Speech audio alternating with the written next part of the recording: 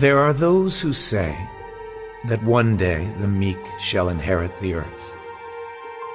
Until that day arrives, the meek will be defending it.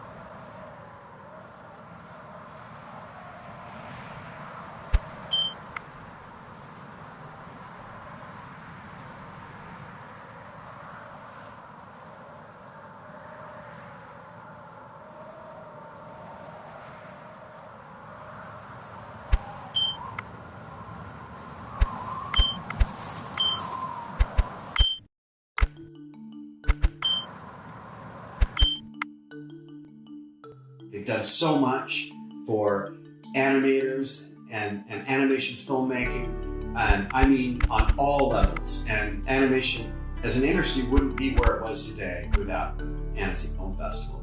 I'm so thrilled for Baobab to be at Annecy because for me, Annecy is the great equalizer in the animation community.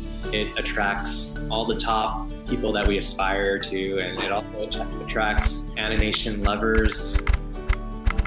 I wanted to start Baobab because I love animation. You know how when you're really young, you thought you could do absolutely anything, right? You thought you could be an astronaut, you could be a musician, athlete, anything. But something happens as you get older. But when I watch animation or play animation in a game, I am brought back to that 5-year-old sense of self where I think that anything is possible and I feel invincible. And it inspires me afterwards to go after my dreams. And that is the power of animation. And I want everyone to feel invincible. I want to inspire you to dream by bringing out your sense of wonder and make you matter. That's our mission of Baobab. You know, I didn't know much about VR, and then I met Maureen Fan, who would become one of my partners, and she put a VR headset on me for the first time, and I was absolutely blown away. That's really all it took to get me really excited about VR and excited about starting this company and seeing what we can come up with. A Baobab story is where you are actually leaping from reality into a brand new wonderland where anything is possible. And it's really amazing because you have the opportunity to be able to almost feel like everything around you is so wondrous that you can almost leap out and touch it. By taking advantage of this immersion that VR brings as a superpower, we can really put audiences inside a story. You really feel like you're there. Characters are looking you in the eye, and sometimes they're asking for your help. And as a viewer, you're actually a character inside the story, and the things that you do really make a difference. Characters might like you better if you do something nice for them. They might not like you so much if you do something not so nice. And so it's a very different medium from film, or even any other kind of medium, because you are inside the story. This is the prime focus of the work that we're doing with virtual reality, doing it in a way that really makes the viewer matter. You saved me? And you could see this in the journey of Baobab Studios. So when we first started out with Invasion, we didn't really know what we were doing, to be honest. We thought we kind of knew how to do this thing, how to create empathy, and we realized, hey, this is a completely new medium, and people treat it totally differently. And I discovered really quickly that I needed a little bit of humility because VR is very different, and there's a great deal to learn.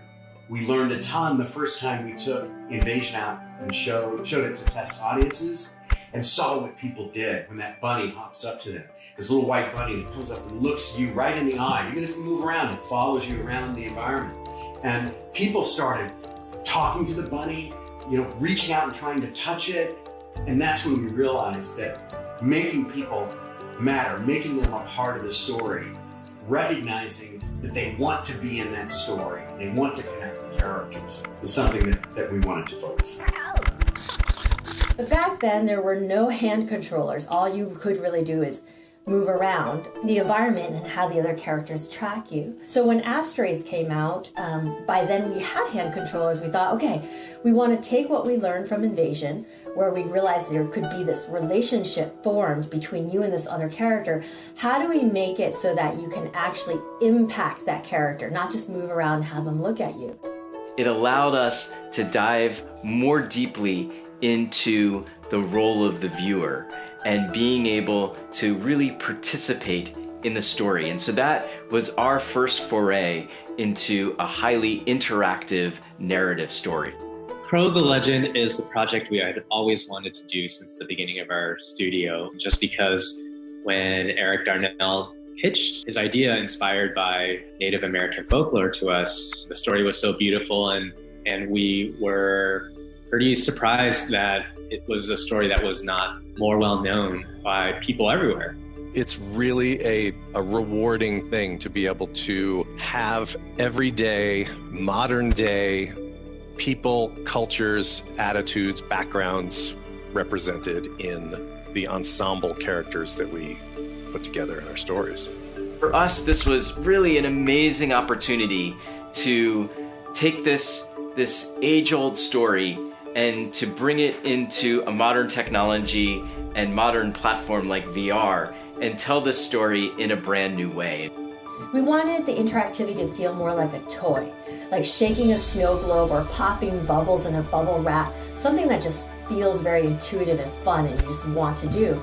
So instead of making you press buttons, we just made it so that you can wave your arms around the way you normally would, and that would create change in the environment. So Bonfire is very different from our previous experiences because you play the main character.